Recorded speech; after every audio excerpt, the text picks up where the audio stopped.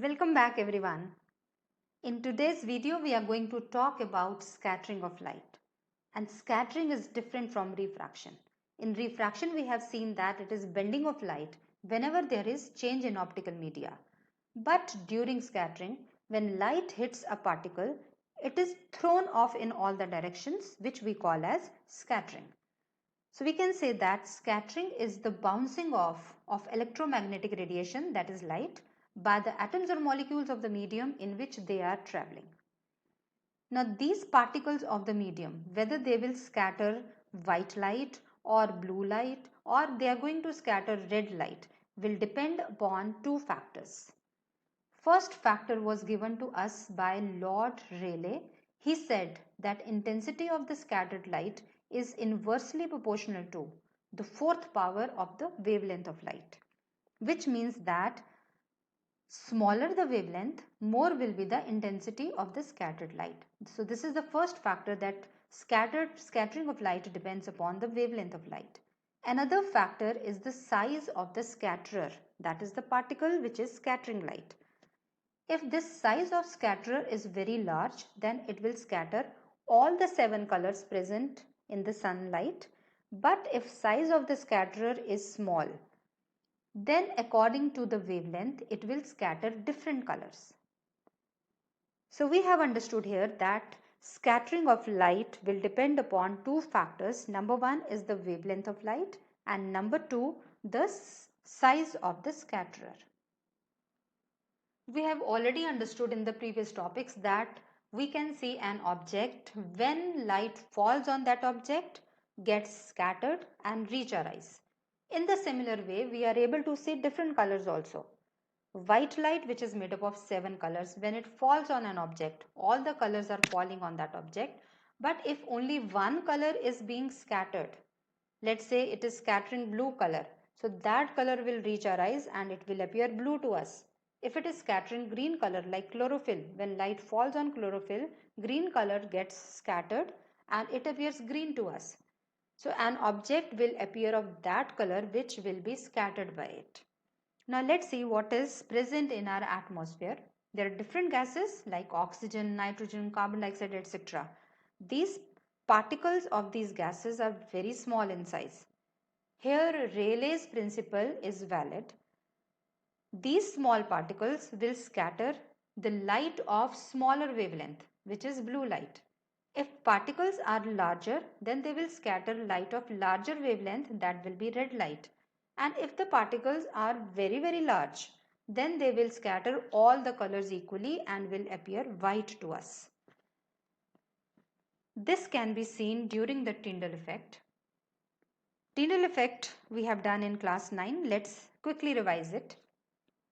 It is scattering of light by the particles of colloidal solution, making its path visible. Now first of all, we'll see why colloidal particles can scatter light. The reason is that their particle size is large enough to scatter light. It is between 1 nanometer to 100 nanometer.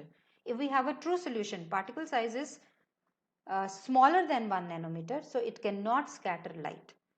Colloidal particles can scatter light, so that scattered light will reach our eyes and we will be able to see that light.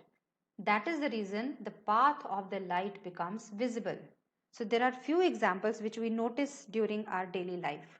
One is the beam of sunlight. When it enters through a small hole in a dark room, we are able to see the path of the light because it is scattered by dust particles.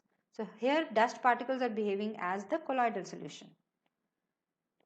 Another example is through the canopy of a forest. When sunlight enters through the small gaps, then this path of light again is visible because the mist particles present there are scattering light. So because they are scattering all the 7 colors, so the path is visible in white color. Path of sunlight from behind the clouds can be seen after the rain shower. Fog lights in vehicles can also be seen. The path of the fog lights can be seen in winters during fogs. So these are all examples of Tyndall effect where all the colors are scattered equally and the things appear white to us. We will now understand a few daily phenomena where light of a particular color gets scattered. For example, our sky appears blue. We know that sunlight is made up of 7 colors which have different wavelengths, and our atmosphere is made up of different gases like nitrogen, oxygen, which have different sizes. So seeing two factors which cause scattering, that is the wavelength of light and size of the scatterer. So we understand in terms of these 2 points. Let's see, these are the particles of air present in our atmosphere. When light of larger wavelength like red light is passing through these particles, these light can easily go past through them without hitting them because they have a larger wavelength. But when light of smaller wavelength is passing through these particles, they hit the particles. As a result, light gets scattered in different directions. So when we look up, this scattered light reach our eyes, and to us sky appears blue. So we have understood that sky appears blue because of two reasons. Number one, size of the scatterer, that is gases, is very small. So it will scatter light of smaller wavelength, which is blue. But now you can ask a question that smallest wavelength is of violet color. So why sky is not violet or indigo? Why is it blue? The answer for that is our eyes are not sensitive to violet or indigo color. It is more sensitive to blue color. So to us, sky appears blue in color. Presence of a scatterer is must to see different colors. As in space or on the surface of moon, there is no atmosphere. It means there is no particle to scatter light.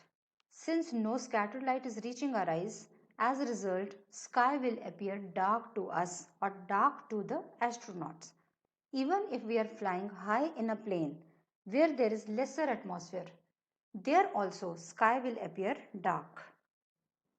Sunsets and sunrises are very beautiful and people love to watch them. So during dusk and dawn, not even sky, but also the color of sun becomes red. Sometimes it also becomes orange or yellow, means all the colors of longer wavelength can be seen. Let's find out the cause.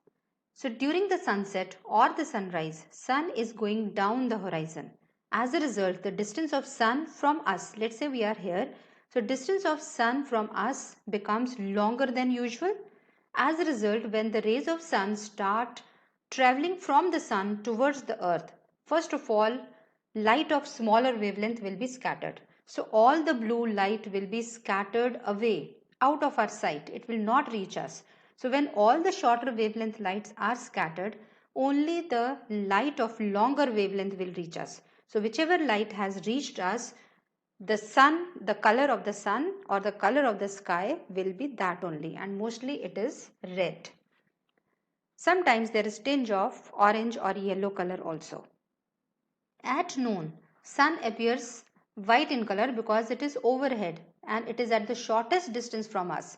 So the result of that is the colors, different colors do not scatter and total whole of white light reach us. As a result, sun appears white at noon, it appears red at sunrise and sunset. Let's see the reason once again. At sunrise or sunset, sunlight has to travel a longer distance to reach us. Longer distance means there will be more atmosphere on the way.